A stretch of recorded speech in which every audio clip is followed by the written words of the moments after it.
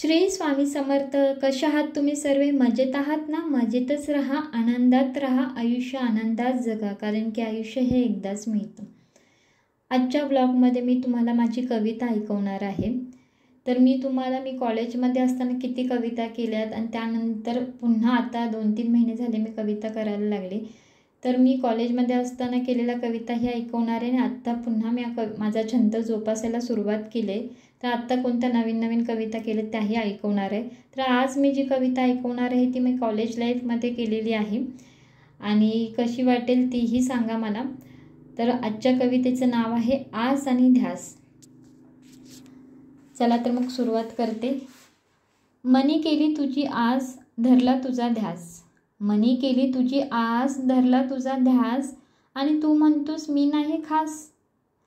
मनी केली तुझी आस, धरला तुझा ध्यास, तुझ्यासाठी मी आली खास, आणि तू म्हणतोस वेळ नाही माझ्यासाठी आज.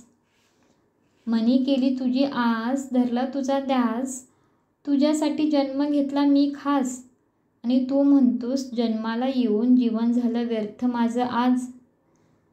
मनी केली तुझी आस, धरला तुझा ध्यास, जन्मोजन्मासाठी मिळाला तुझ्या अर्धांगिनीचा मला साज, आणि तू म्हणतोस एका जन्माची कल्पना करूनच पुरे झाले मला आज. मनी केली तुझी आस, धरला तुझा ध्यास, तुझ्यासाठी करून सवरून तुला नाही त्याची जाण, तुझ्यावर प्रेम करून ही मला नाही मान. मग काय करूया आस आणि ध्यासचं, जर तुझं प्रेमच नाही माझं. कशी वाटली कविता कमेंट करून नक्की सांगा.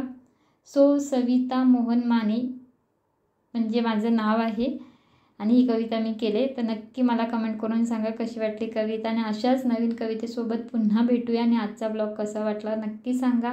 आतासाठी श्री स्वामी समर्थ. जय जय स्वामी समर्थ.